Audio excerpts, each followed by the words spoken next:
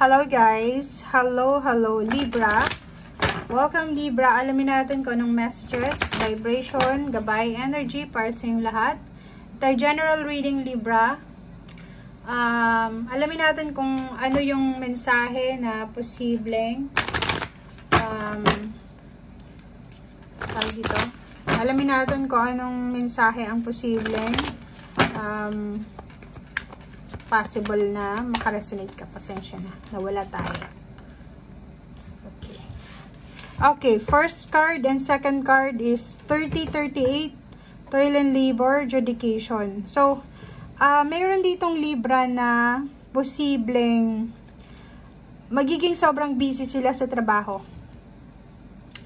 Madadagdagan yung work nila, yung workload nila sa linggong ito.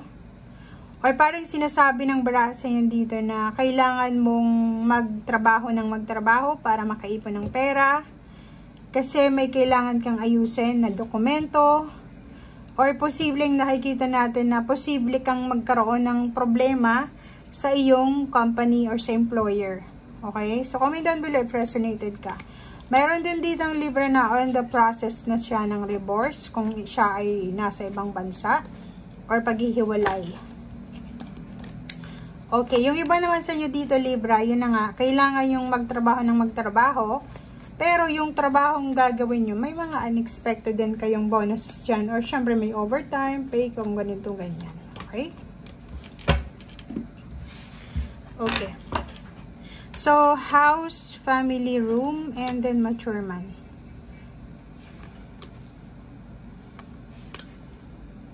Okay, so kung makikita mo dito Libra, parang yung message mo is similar siya ng Aquarius. Pwedeng may iba sa inyo dyan na manliligaw. May manliligaw kayo na medyo may edad na. Matured na siya. Pwedeng ibang lahi or pwedeng Pilipino din. And ang taong ito ay posibleng nag-offer sa'yo ng family. Nag-offer sa'yo ng stability sa pamumuhay. Like magkaroon ng stable na bahay, parang ganon. Or parang sinasabi ng baraha sa inyo dito na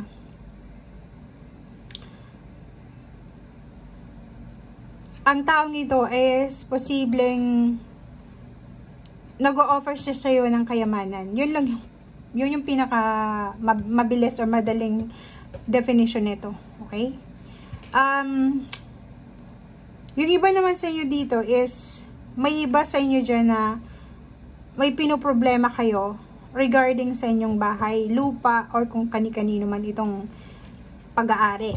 Parang ganun. Pwedeng sa'yo or pwedeng sa ibang tao. So, nakikita natin dito na pwedeng may mga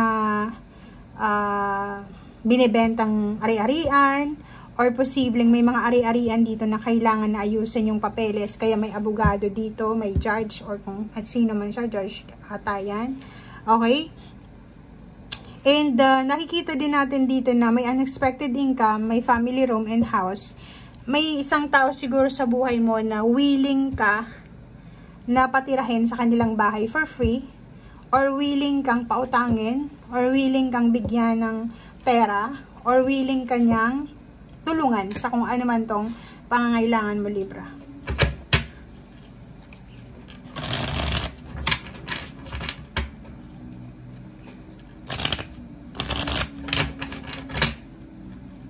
Or parang nakikita natin dito guys, na may Libra na posibleng may problema siya sa kanyang pamilya.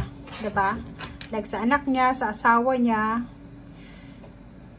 or sa bahay. So, kung ano man na family problems ito. And then isang tao ang pwedeng makatulong sa kanya. Pwedeng may edad na ito.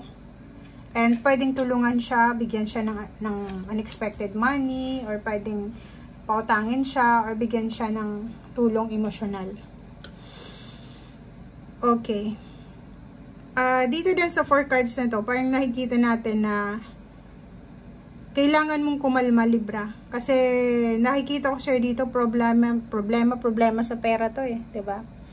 Problemado ka sa pera, problemado ka sa emosyonal, and nahihirapan kang magdesisyon. Parang ang babae dito is Libra. Babae yung Libra, lalaki, medyo may edad na. Siguro, may asawa ka na ngayon, or kalibin, or relationship, tapos, may nag-o-offer sa'yo ng tulong. Tutulungan yung pamilya mo na maging maganda, maging maayos ang buhay nila. Pero, sinasabi mo dito, buti sana kung single ka. Pero, in a relationship ka, so, hindi ka basta-basta magdedesisyon. Kasi, between money and heart ito diba? So, hindi mo alam kung tama ba itong ginagawa mo, or tama ba itong decision making mo. Panoorin mo yung yung Aquarius, kasi parang pare-pareho lang kayo ng baraha. May mga offer dito ng pera. Offer ng pera, kapalit ng relationship, or pwedeng offer ng mataas na sweldo sa isang company, parang ganun.